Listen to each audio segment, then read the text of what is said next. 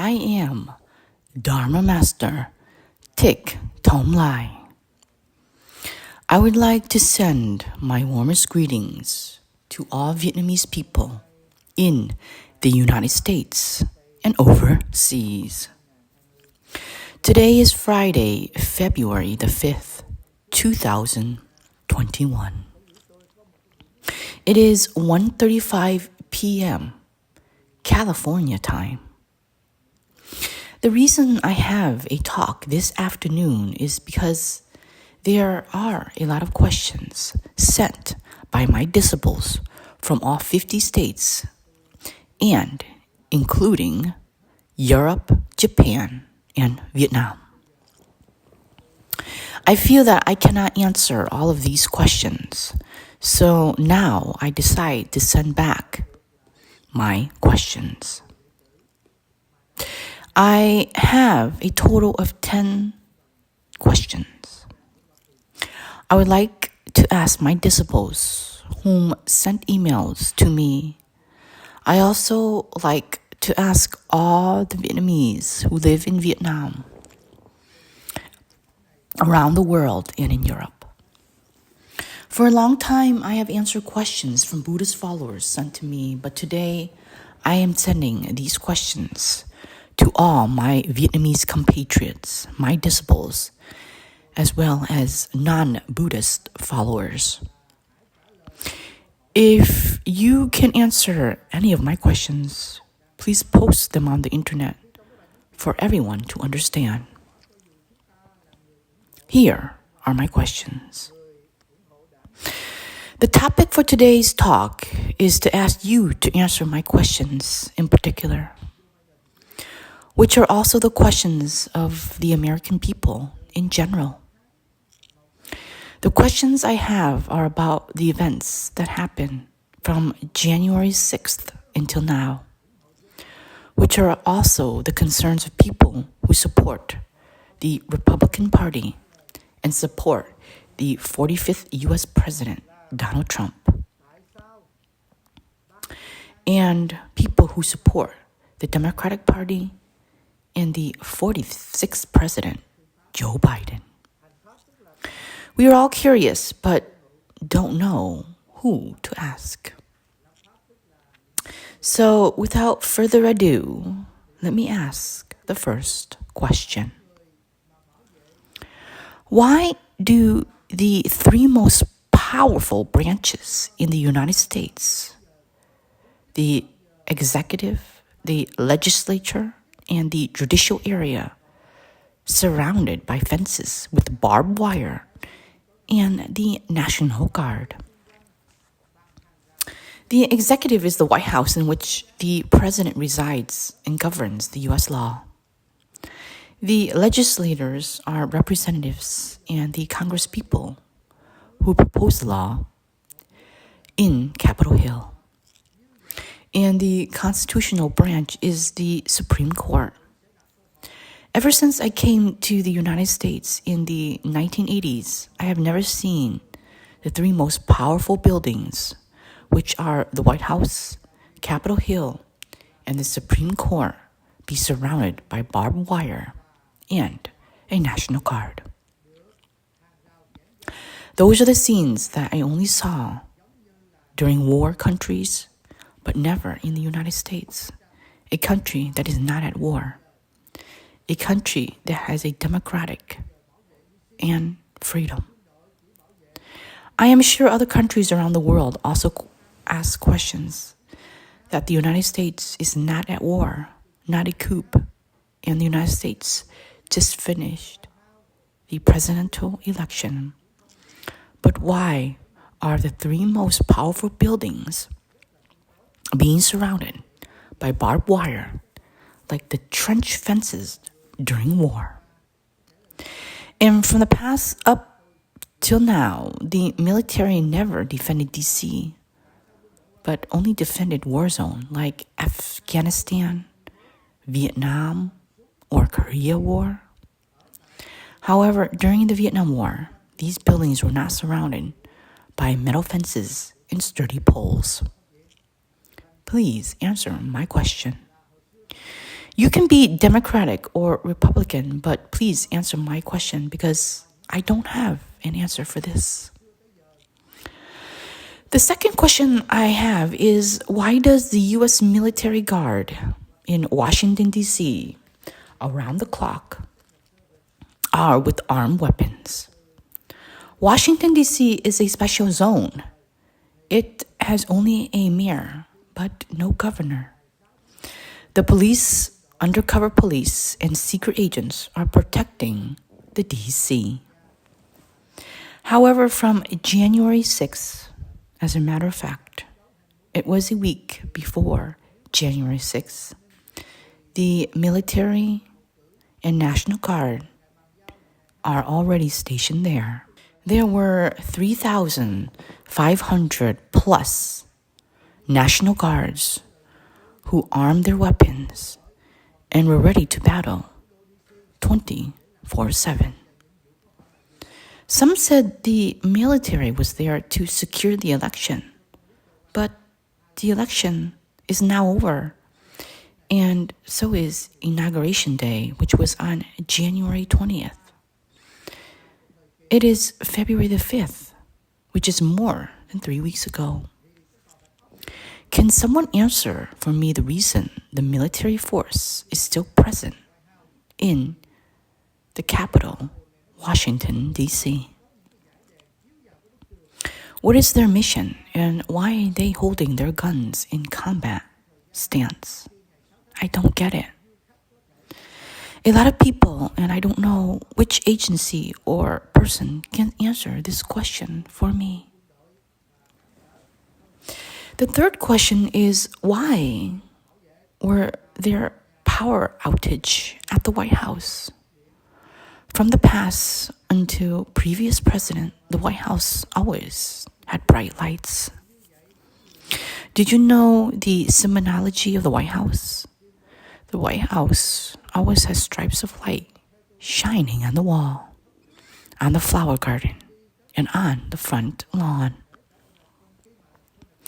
During the period before January 6th, visitors can wander in front of the White House, in front of the Rose Garden, and without encountering barbed wire, military forces, the police or the army, who are holding guns and protecting this building. It has encountered multiple power outages. And I'm not saying that it was a complete dark, but there are only a few dim lights. So there are many people saying that Joe Biden announced that he is renovating the White House. However, the White House has hundreds of rooms in different areas. As far as I know, since Kennedy's era until President Trump has moved into the White House, there were improvements in construction, but there were never any power outages. It now repeatedly has been blacked out, and there are no lights to shine on America's most powerful White House. Power outages due to construction or tenant improvement doesn't make any sense at all. If you have such a large house with hundreds of rooms, you will get electricity to repair it. And you also can divide each area to renovate. Not to mention, during President Trump's era, there was always a budget to maintain and repair the White House, such as painting or plumbing. They wouldn't wait until Joe Biden to move in and start the repair. There are many people who says it's possible that Joe Biden's afraid of President Trump's 45th installed intelligence eavesdropping devices, so he has to send people in to sweep and set up it all over again. But I think it's not that simple.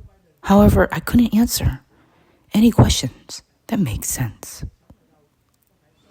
I still agree, and I And also, many people disagree on the power outages due to the renovation of the White House. There is no need to turn off the power of the entire area until today. If someone or any of you have an answer, please tell me. My fourth question is, if Joe Biden, his wife, and children are not in the White House, where are they? So according to some online resources, Joe Biden is in Hollywood to film.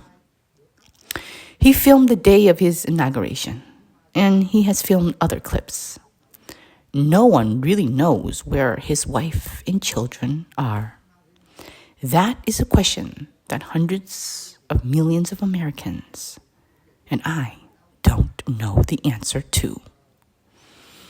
I really want all the fellow citizens and those who are listening to me to answer where Joe Biden, his wife, and his children are.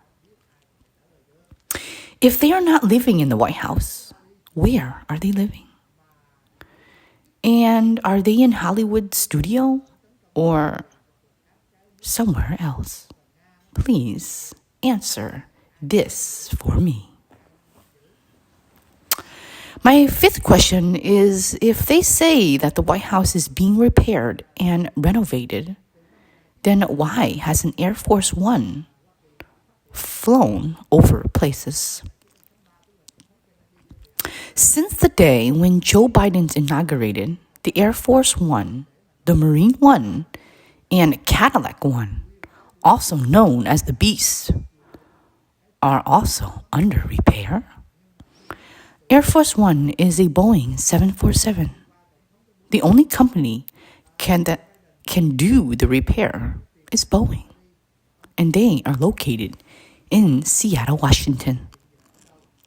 I had asked my disciples who assembled the Boeing 747, and I learned that there wasn't any repair on Air Force One. Were the three Air Force One, Marine One, and the Beast all getting repaired too? Can someone please answer this question for me? And now, the suitcases for activating the atomic bomb in case the Chinese communists, the allied countries, or Russia attack the United States. Who is holding these suitcases? I know for sure that Joe Biden is not, because I haven't seen the ceremony for transferring these suitcases. From 1961, when the United States developed nuclear weapons, and in 1963, President Kennedy was assassinated, all the new presidents who lead the United States all had a ceremony to hand over the briefcase. However, the 45th President Donald Trump did not attend the inauguration and did not transfer the briefcase to Joe Biden. So that suitcase is nowhere known. Are they still in the hands of U.S. President Donald Trump in the Defense Department, or are they in the hands of Joe Biden? If anyone knows these answers, please speak up, because many Buddhist followers are also wondering. Another question is that on January 8th, 2021, this is my number 8 question. Question number 7 coincided with the other question.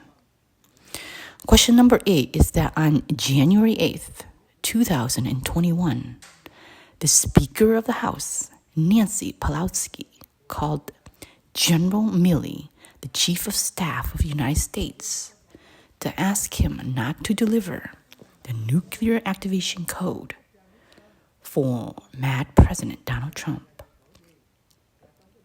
She said President Trump might get madly angry that would activate the atomic arsenal.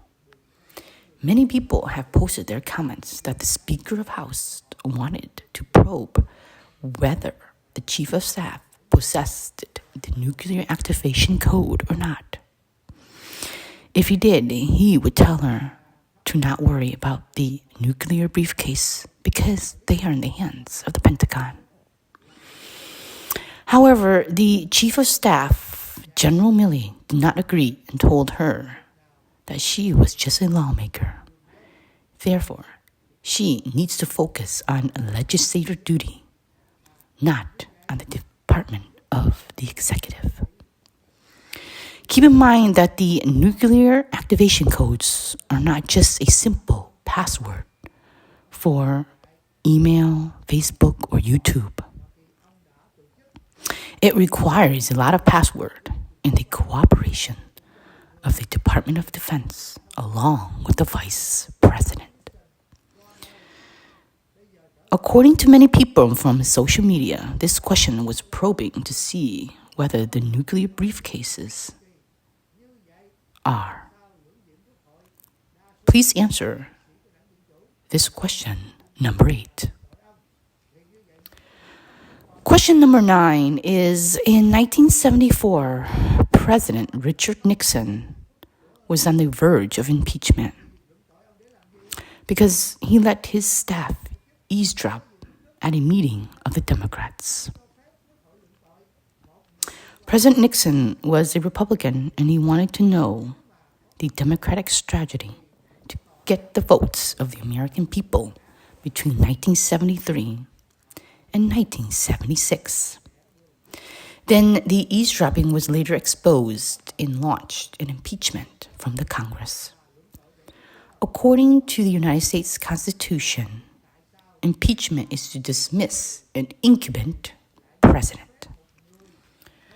The Constitution of the United States does not impeach a private citizen of the United States of America.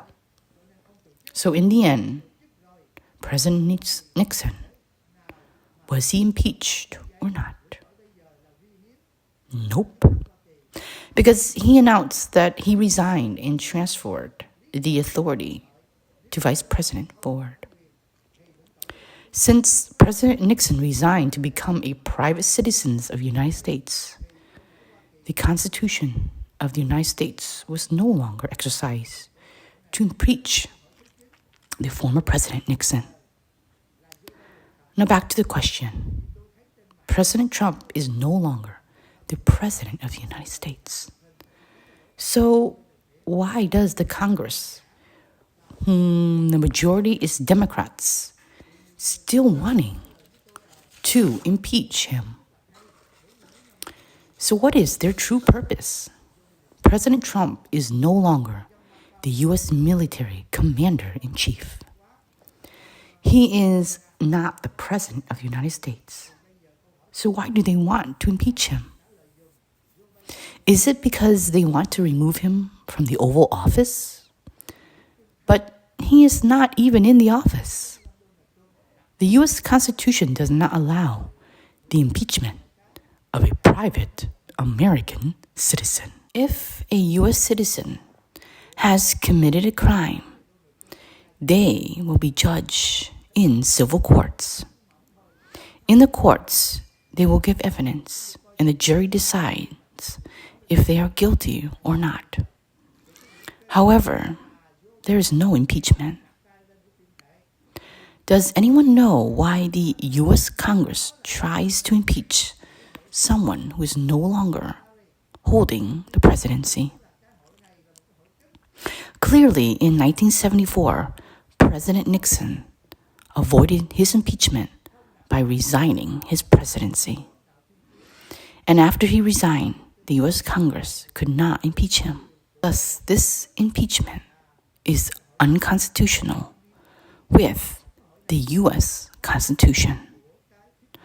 What is the reason for this impeachment if President Trump no longer holds power? And if he really is still in power, Does the United States have two presidents at the same time? So anyone who has the answer, please let me know. Question number 9. Is Joe Biden real or fake? Because I see on social media, people compare the ears of real Joe Biden to fake Joe Biden. And all the way, real Joe Biden talk versus fake Joe Biden's talk. So many people told me that the real Joe Biden talks very well.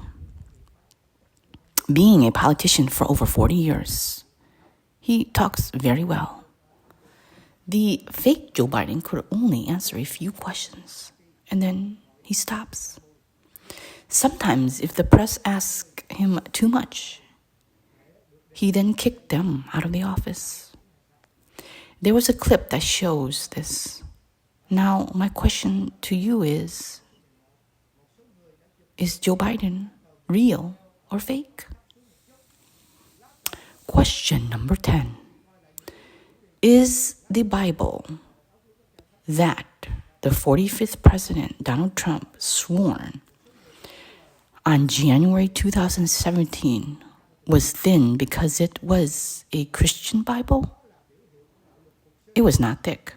However, if you carefully watch the video that was posted online, I will not waste time by mentioning it. The Bible that Joe Biden put on his hand to swear oath, was it the book of Illuminati, secret society? This secret society is the father of conspiracy theories.